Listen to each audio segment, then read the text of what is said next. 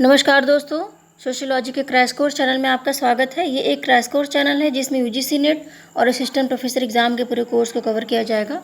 तो फ्रेंड्स, आज हम अनुसंधान, नैतिकता और सौंदर्य बोध को पढ़ेंगे। हमने अनुसंधान में काफ़ी कुछ पढ़ लिया है और थोड़ा बहुत ही जो बचा हुआ है और शोध पत्र वगैरह लिखना, तो उसको जल्दी से फिनिश कर दिया जाएगा। ठीक है, तो आज हम अनुसंधान, नैतिकता और सौंदर्य बोध जो है, जो मोस्ट इम्पॉर्टेंट है। अनुसंधान नैतिकता से देखिए काफ़ी प्रश्न आते हैं और आजकल जो एग्ज़ाम्स हो रहे हैं यूजीसी नेट में, उसमें नैतिकता से रिलेटेड प्रश्न आ रहे हैं ज़्यादा। ठीक है, तो आप इसको अच्छे से समझिए और ये समझने वाली चीज़ है। इसको आप कितना भी रट्टा मार लीजिए, कुछ ना कुछ छूट ही जाएगा। तो यदि आप समझ गए तो आप अच्छे से कर लेंगे। अनुसंधान किसी भी देश के लिए उन्नति का साधन होता है या समस्याओं के लिए उचित या वैज्ञानिक समाधान प्रस्तुत करता है।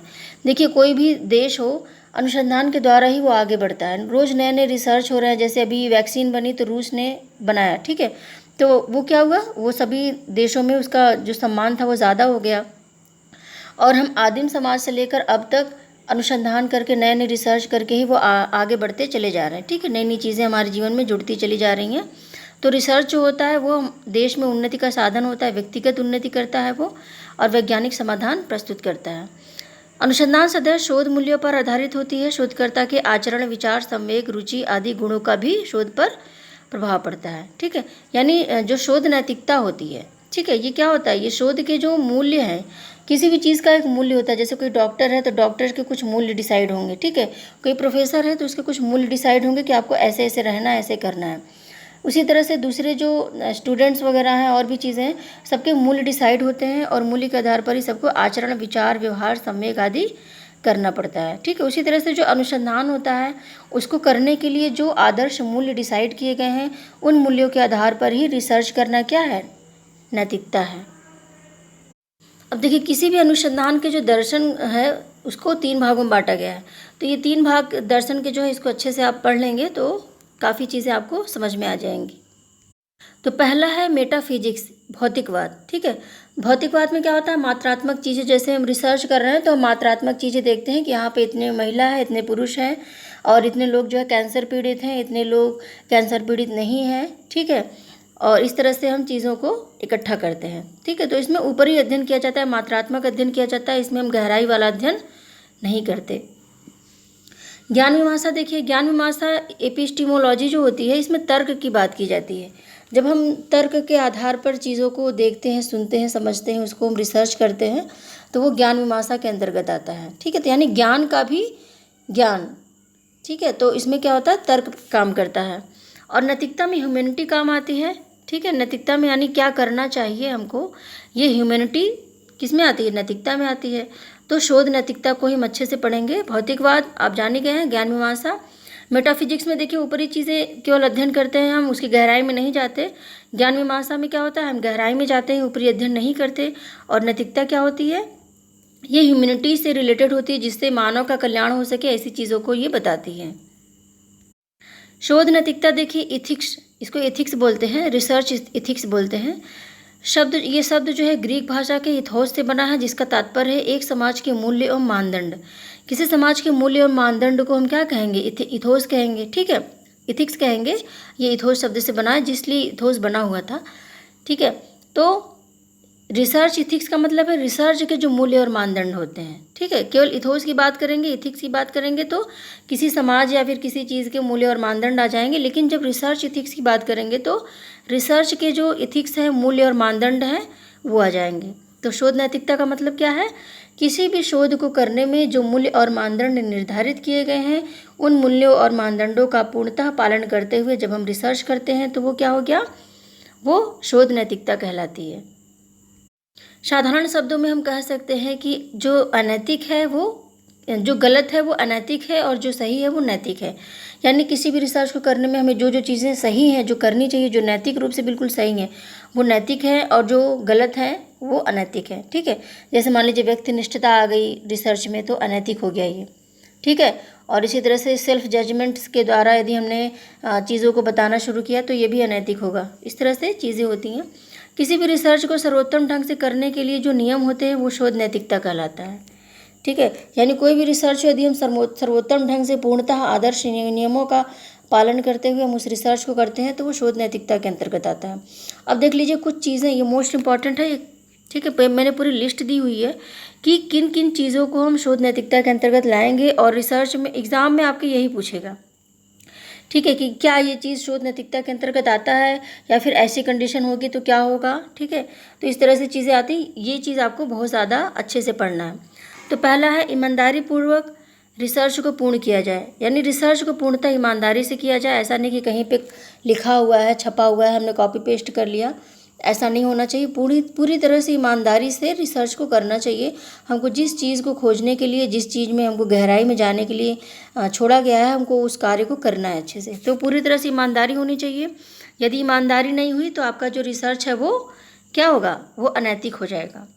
फिर देखिए वैज्ञानिक प्रणाली का प्रयोग, रिसर्च में हमेशा वैज्ञानिक पद्धति का प्रयोग करना चाहिए, ठीक है। या चाहे हमको सूचना दाता लेना हो, चाहे हमको स्थान का चुनाव करना हो, चाहे किसी भी अन्य प्रकार का हमको निदर्शन वगैरह कुछ भी लेना हो, हमको वैज्ञानिक प्रणाली का प्रयोग करना चाहिए। और पूरी जो रिसर्च की प्रक्रिया है, निरीक्षण, परीक्षण और सामान्यीकरण आदि के द्वारा हमको क्या करना चाहिए, निष्कर्ष देना चाहिए। तो वैज्ञानिक प्रणाली का प्रयोग करना चाहिए, तो ही रिसर्च नैतिक होगा। विश्वसनीयता बनाए रखना, रिसर्च में देखिए विश्वसनीयता बनाए रखना बहुत ज़्यादा ज़रूरी है। हम जिस व्यक्ति से सूचना ले रहे हैं उसके प्रति हम विश्वसनीय हो, उसको पता हो कि हम उस सूचना का गलत प्रयोग नहीं करेंगे, ठीक है। तो विश्वसनीयता बनाए रखना ज़रूरी है। मानवीयता के गुणों से परिपूर्ण होनी चाहिए। रिसर्च में देखिए मानवीयता के गुण होने चाहिए। ऐसा नहीं कि हम केवल वस्तुनिष्ठ ढंग से रिसर्च कर रहे हैं, ठीक है, और वहीं पर मान लीजिए हम रेप पर रिसर्च कर रहे हैं और हम असहभागी अवलोकन के द्वारा कर रहे हैं, ठीक है, दूर से देखकर चीज़ों को, और हमारे सामने कोई रेप हो रहा है या फिर कुछ ऐसा हो रहा है तो हम उसको बचाएंगे भी, ठीक है। ऐसा नहीं कि हम केवल दूर से निरीक्षण ही करें, वस्तुनिष्ठ बिल्कुल पत्थर के हो गए हम केवल रिसर्चर हैं, मनुष्य नहीं है, ऐसा नहीं होना चाहिए। मानवीयता के गुणों से परिपूर्ण होनी चाहिए रिसर्च, ठीक है। यानी आवश्यकता पड़े तो हमको सहभागी भी होना चाहिए, हमको उन आंदोलनों में, उनके कष्ट में भाग भी लेना चाहिए, ताकि हम अंदर की चीज़ें भी जान सकें और उनका कल्याण भी करना चाहिए आवश्यकता अनुसार। सर्वहिताय के सिद्धांत पर आधारित होना चाहिए। रिसर्च देखिए सर्वहिताय के सिद्धांत पर आधारित होना चाहिए। ऐसा नहीं कि हमने रिसर्च शुरू किया और हम क्या किए, जो कोई नई चीज़ हमने खोजी उसको हमने किसी दूसरे देश को बेच दिया या फिर किसी संस्था को बेच दिया, ऐसा नहीं होना चाहिए। रिसर्च का मतलब वो सभी के लिए खुला हो, सभी के लिए यूज़ होना चाहिए। जैसे जिसने टीवी का आविष्कार किया या फिर जिसने बाइसिकल का आविष्कार किया, क्या वो अपने लिए यूज़ कर रहा है? नहीं, उसने क्या किया, सभी के लिए उसको ओपन कर दिया, सभी लोग उसको यूज़ कर रहे हैं, प्रोडक्शन हो रहा है कंपनी में, ठीक है। तो उसकी बताई हुई चीज़ों के आधार पर। तो सर्वहिताय, रिसर्च को हमेशा सर्वहिताय सभी के लिए ओपन करना चाहिए, सभी को यूज़ करने के लिए देना चाहिए, ठीक है। राष्ट्र के लिए होता है रिसर्च, कभी अपने लिए नहीं होता, खुद के लिए। अनुसंधान मानव सभ्यता की पूंजी है। तो रिसर्च देखिए मानव सभ्यता को ध्यान में रखकर किया जाना चाहिए, ठीक है। ऐसा कोई रिसर्च ना करें जो आगामी होने वाले जो मानव सभ्यता है उसमें कुछ खतरा हो जाए। आपको पता नहीं होगा, बहुत लोग को पता भी होगा कि बहुत से ऐसे रिसर्च हुए हैं जो वैज्ञानिकों ने किए, और उनसे जब ये रिसर्च से ये पता चला कि ये मानव जाति के लिए खतरा है, लोगों को ये नष्ट कर देगी, तो उस रिसर्च को नष्ट कर दिया गया, ठीक है। ऐसे बहुत से रोबोट्स बने, ऐसे बहुत से और भी रिसर्च हुए जिसको नष्ट कर दिया गया। तो अनुसंधान जो रिसर्च होता है वो हमेशा मानव कल्याण के लिए होना चाहिए, इसको ध्यान देना चाहिए। अनुसंधान देखिए एक सतत और स्वाभाविक प्रक्रिया है। ऐसा नहीं है कि रिसर्च हमने आज किया, ठीक है, फिर हमने 3 महीने बाद थोड़ा सा और कर लिया, इस तरह से नहीं करना है, ठीक है। रिसर्च हो तो सतत रूप से हो, ताकि समय का जो प्रभाव है उस इकाई पर जो पड़ रहा है, उस इकाई के द्वारा व्यक्तिनिष्ठता ना आ जाए, ठीक है। यानी मतलब हमने 6-7 सालों में कोई रिसर्च कंप्लीट किया थोड़ा थोड़ा करके, तो उसमें क्या हुआ, समय का जो प्रभाव पड़ा, पहले वहाँ की स्थिति कुछ और थी, हमने उसी स्थिति के आधार पर लिख दिया, ठीक है। तो इस तरह से रिसर्च नहीं होना चाहिए। रिसर्च हमेशा क्या होना चाहिए, एक स्वाभाविक रूप से सतत रूप से चलना चाहिए, ब्रेक नहीं होना चाहिए। अनुसंधान एक कलात्मकतापूर्ण सृजनशीलता है। अनुसंधान में देखिए सृजनशीलता होती है, ये कलात्मक होता है, यानी हम अपने कलात्मक बुद्धि का प्रयोग करते हैं, तर्क और विज्ञान का प्रयोग करते हैं अनुसंधान करने के लिए, ठीक है। फिर देखिए शोध में बुद्धिमत्तापूर्ण साधनों का प्रयोग करना चाहिए। जो साधन हमको दिए गए हैं रिसर्च करने के लिए उसका हम बुद्धिमत्तापूर्ण प्रयोग करेंगे। ऐसा नहीं कि हमने कहीं से भी शुरू किया और कहीं पे हमने कुछ भी कर लिया, इस तरह से नहीं। हमको जितने हमको आर्थिक साधन मिले हैं, जितने हमको और भी साधन मिले हैं, सबका हमको बुद्धिमत्तापूर्ण यूज़ करना है, ताकि कम से कम समय और कम से कम खर्च में रिसर्च अच्छे से हो जाए। सूचनादाता को सूचना देने हेतु बाध्य न करना। किसी भी सूचनादाता को हम डरा धमका के, धमकी देकर किसी भी अन्य साधन के द्वारा सूचना नहीं ले सकते। ठीक है, हम उसको अपना मोटिव बताएंगे कि हम रिसर्चर हैं और हम आपके द्वारा दी गई सूचनाएं गोपनीय रखी जाएंगी, आप विश्वास कीजिए। ये कहकर यदि हम रिसर्च करते हैं और उसने हमको दिया सूचना तो सही माना जाएगा, और यदि हमने उस व्यक्ति को बाध्य करके या फिर किसी तरह से उसको डरा धमका के या फिर उसके घर के किसी मेंबर को हमने किडनैप कर लिया कि आपने ये नहीं बताया तो उनको हम मार देंगे। ठीक है, इस तरह से चीज़ें हम नहीं कर सकते, ये सब अनैतिक है। सूचनादाता को शारीरिक, मनोवैज्ञानिक और भावनात्मक क्षति आदि न हो। हमको याद रखना है कि जो सूचनादाता है उसको शारीरिक, मनोवैज्ञानिक और भावनात्मक क्षति ना हो। ठीक है, मान लीजिए कोई ऐसा ऑर्गेनाइजेशन है जहाँ पे गलत काम हो रहा है और वहाँ के किसी कर्मचारी ने ये बताने के लिए हामी भर दी है कि वहाँ की जो चीज़ें हैं वो बताएगा। ठीक है, क्या क्या हो रहा है, तो हमको क्या करना है, हमको उसके नाम को गोपनीय रखना होगा, उसकी सुरक्षा की पूरी जानकारी हमको रहनी चाहिए। ठीक है, और पूरा हम जिम्मेदारी लेंगे कि आपको कुछ नहीं होना चाहिए। ठीक है, इस तरह से हम उसके नाम को बिल्कुल गोपनीय रखेंगे ताकि उस ऑर्गेनाइजेशन के द्वारा उस व्यक्ति को परेशान न किया जाए। शोध में खुलापन होना चाहिए, आलोचनात्मक पहलुओं को स्वीकार करना चाहिए। ठीक है, यानी शोध में ऐसा नहीं कि कोई हम आलोचना कर रहा है कि यार नहीं आपकी रिसर्च में ये कमियां हैं तो हमको गुस्सा आ गया, फिर हमने कुछ और बोल दिया कि नहीं नहीं हम तो सही हैं, ऐसा नहीं होना चाहिए। ठीक है, रिसर्च में जो कमियां हैं, आलोचनात्मक पहलू को हमको स्वीकार करना चाहिए और उसको दूर करना चाहिए। पुनः रचनात्मकता के यूज़ करके जो भी कमियाँ हैं उसको दूर करके पुनः शोध को प्रस्तुत करना चाहिए।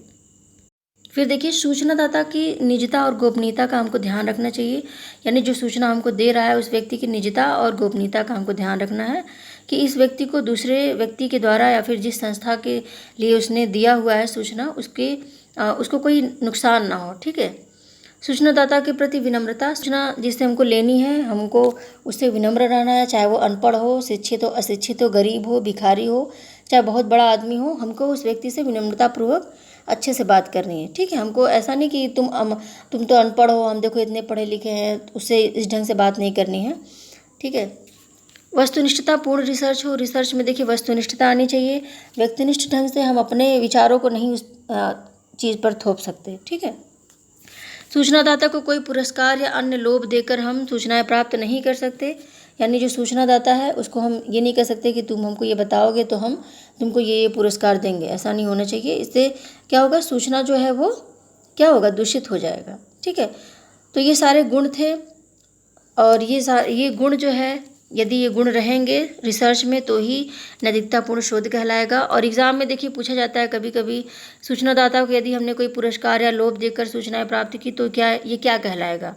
ठीक है, या फिर ये नैतिक रिसर्च में आएगा, इसको कूट वगैरह में भी पूछा जा सकता है। तो इसमें जितने भी पॉइंट्स दिए गए हैं उससे रिलेटेड प्रश्न डायरेक्ट इनडायरेक्ट रूप से बनेंगे, तो शोध नैतिकता में आप ये सारे पॉइंट्स अच्छे से याद रखेंगे। देखिए, अनुसंधान नैतिकता को प्रभावित करने वाले कारक कौन कौन से हैं। पहला है पूर्वाग्रह व पक्षपात। तो यदि हम किसी चीज़ को लेकर पूर्वाग्रह और पक्षपात पाल लेंगे तो क्या होगा, हमारा रिसर्च जो है वो व्यक्तिनिष्ठ हो जाएगा। जैसे मान लीजिए कुछ लोग होते हैं जो महिलाओं को बिल्कुल भी योग्य नहीं मानते। ठीक है, किसी भी पोस्ट पर महिला बैठी हो तो उनको तमाम प्रकार के जुमलों के द्वारा बताया जाता है कि स्त्रियां बेअक्ल होती हैं। ठीक है, उनको कोई भी बुद्धि नहीं होती, उनकी बुद्धि तो घुटने में होती है, इस तरह से लोग बोलते हैं। ठीक है, तो ये पूर्वाग्रह और पक्षपात जो है, और फिर पक्षपात के द्वारा पुरुषों को ज़्यादा योग्य मानना, स्त्रियों को नहीं मानना, तो इससे क्या होगा, यदि उस व्यक्ति को स्त्रियों के संबंध में रिसर्च करने के लिए दे दिया जाए तो उसका जो रिसर्च है पूरी तरह से दूषित हो जाएगा। तो पहला कारक ये है। दूसरा है भ्रांतिपूर्ण निष्कर्ष। इस तरह से यदि कोई व्यक्ति भ्रांति पाल लेता है, पूर्वाग्रह किसी चीज़ के बारे में रखता है, जैसे मान लीजिए जनजातियां हैं, उनके बारे में व्यक्ति ने पहले से ही पूर्वाग्रह रख लिया, अरे इनकी तो सभ्यता है बिल्कुल बहुत ही बेकार सभ्यता होती है, तो उसके बारे में जब उस व्यक्ति को रिसर्च करने के लिए मिलेगा तो भ्रांतिपूर्ण निष्कर्ष निकालेगा वो, और ज़्यादा उन लोगों से वो कांटेक्ट नहीं रखेगा, उनसे दूरी बना कर रखेगा। ठीक है, इस तरह से जो निष्कर्ष होगा वो अच्छा नहीं निकलेगा। ठीक, वो सही नहीं होगा। काल्पनिक अवधारणाएं, कुछ व्यक्ति काल्पनिक अवधारणाओं के आधार पर भी चीज़ों को देख लेते हैं। ठीक है, जैसे कहीं पर कोई बीमारी फैली हुई है तो कुछ लोग मानते हैं कि यहाँ पर ये इस देवी का प्रकोप है इसलिए ऐसा हो रहा है, तो रिसर्चर गया, उसने उसको सही मानकर अपनी रिसर्च में यदि दे दिया और उसने वैज्ञानिक चीज़ों का प्रयोग नहीं किया तो क्या होगा, रिसर्च जो है वो अनैतिक हो जाएगा। दूषित तथ्यों का प्रयोग का मतलब, मान लीजिए हमको किसी व्यक्ति के या फिर किसी समुदाय विशेष के लिए क्या करना है, रिसर्च करना है, और हमने क्या किया, ऐसे व्यक्तियों से सूचना लेनी शुरू कर दी जो उनके दुश्मन हैं, ठीक है, या फिर जो उनके दोस्त हैं उनसे लेना शुरू किया। तो जो दोस्त है वो तो अच्छी खासी उनकी तारीफ़ करेगा, ठीक है, और जो दुश्मन है वो बुराई करेगा। तो यदि ऐसे लोगों से हम सूचना लेते हैं तो दूषित हो जाएगा। हमको ऐसे व्यक्ति से सूचना लेना है जो पूरी तरह से तटस्थ होकर सूचना दे सके किसी भी चीज़ के बारे में, ठीक है। मूल्यों के विरुद्ध विचार, जब हम किसी मूल्यों के विरुद्ध, देखिए मोस्ट इम्पॉर्टेंट है ये लाइन, जब हम किसी मूल्य के विरुद्ध विचार देते हैं तो क्या होगा, वो अनैतिक शोध कहलाएगा। ये एग्जाम में कई बार आ चुका है कि जब हम किसी मूल्य के विरुद्ध विचार देते हैं, मूल्य का मतलब क्या है, जैसे स्त्री का क्या मूल्य है, पुरुष का क्या मूल्य है, बच्चों का क्या मूल्य है, स्टूडेंट्स के क्या मूल्य है, ठीक है, और जो डॉक्टर्स हैं उनके क्या मूल्य हैं, प्रोफेसर्स के क्या मूल्य हैं, ठीक है, एक IAS का क्या मूल्य है। तो जब हम किसी मूल्य के विरोध में विचार देते हैं, जैसे भारत का मूल्य क्या है, भारत में स्त्रियों को माना जाता है कि वो पतिव्रता बनकर रहे हैं, ठीक है, इस तरह के जो मूल्य हैं, यदि इसके विरोध में यदि हमने विचार दे दिया तो शोध अनैतिक हो जाएगा, ठीक है। और यदि हमको देना है विचार तो उसमें हम वैज्ञानिक प्रमाण प्रस्तुत करें, अपने विचारों के आधार पर केवल न बोल दें। और यदि सिद्ध होता है तो आपका विचार जो है वो एक क्रांतिकारी विचार रिसर्च कहलाएगा, क्योंकि आपने एक नई चीज़ दी। व्यक्ति के व्यक्तिगत विचार, भावना व दृष्टिकोण, व्यक्ति के जो व्यक्तिगत विचार भावना होते हैं किसी चीज़ को लेकर, उसने वही मेंशन कर दिया। जैसे कोई व्यक्ति है स्त्रियों को बेअक्ल मानता है, बुद्धिहीन मानता है, ठीक है, और वो मानता है कि स्त्रियों को घर के अंदर ही रहना चाहिए, उसको बाहर नहीं जाना चाहिए, उसको ऐसा नहीं करना है, वैसा नहीं करना है, ठीक है। या फिर कोई व्यक्ति है जो शूद्रों के प्रति वैसे विचार रखता है, अस्पृश्यता वाला विचार रखता है, ठीक है, कि स्त्री उनको हमारे बराबर, जो शूद्र हैं उनको हमारे बराबर नहीं बैठना चाहिए, ठीक है, हमारे जैसे सार्वजनिक स्थानों का यूज़ नहीं करना चाहिए। तो ऐसे विचार रखने वाला व्यक्ति किसी शूद्र बस्ती में यदि करता है अपना रिसर्च, तो उसका जो रिसर्च है वो दूषित हो जाएगा, ठीक है। तो ये व्यक्ति के जो व्यक्तिगत विचार धारणा है ये नहीं आने चाहिए, क्योंकि ये पूर्वाग्रह में आता है। सेल्फ जजमेंट, किसी चीज़ को लेकर स्वयं जजमेंट करना कि नहीं मुझे ऐसा लगता है, ये भी क्या है, ये अनैतिक शोध में आएगा, ठीक है। यदि हमने जजमेंट कर लिया कि नहीं मुझे ऐसा लगता है कि ऐसा ही है, तो यदि हमने उसको मेंशन कर दिया अपने रिसर्च में तो आपका रिसर्च दूषित हो जाएगा।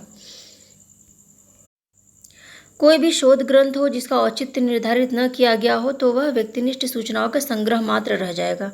देखिए, जब कोई रिसर्च होता है तो उसका कोई ना कोई औचित्य होना चाहिए, कोई ना कोई लाभ होना चाहिए समाज के लिए। और जब हम सिनॉप्सिस बनाते हैं किसी भी रिसर्च के लिए तो हम उसमें बताते हैं कि हमारा जो रिसर्च है, जो टॉपिक हमने लिया है, ये समाज को क्या क्या फ़ायदे देगा, ठीक है। तो कोई भी रिसर्च आप कीजिए वो समाज के लिए लाभदायक होना चाहिए, और यदि ऐसा नहीं है तो आपका रिसर्च क्या है, बेकार है, ठीक है। और शोध नैतिकता को ध्यान में रखते हुए जब हम औचित्य निर्धारित करते हैं तो वो औचित्य सही औचित्य कहलाता है, ठीक है। तो इसी आधार पर रिसर्च को करना चाहिए कि जो रिसर्च के मूल्य है उसको फॉलो करें, और रिसर्च का एक निश्चित औचित्य हो, लंबे समय तक वो समाज में क्या है, वो समाज में बना रहे और समाज को लाभ देता रहे। ओके फ्रेंड्स, तो वीडियो अच्छा लगा तो वीडियो को लाइक, शेयर और सब्सक्राइब ज़रूर करें। यदि चैनल पे पहली बार आए हैं तो चैनल को सब्सक्राइब ज़रूर करें, क्योंकि मेरे चैनल पे बहुत ही अच्छी चीज़ें मिलेंगी आपको पूरा कोर्स कंप्लीट धीरे धीरे मिलेगा, ठीक है। और यदि सब्सक्राइब कर लिया है तो बेल आइकन ज़रूर दबाइए, ताकि जब भी मैं कोई वीडियो अपलोड करूँ तो उसकी नोटिफिकेशन आपके पास पहुँच जाए और कोई भी लेक्चर आप मिस ना करें, क्योंकि लेक्चर मिस करेंगे तो क्वेश्चन मिस होंगे। तो मिलते हैं फिर अगले वीडियो में, तब तक के लिए नमस्कार।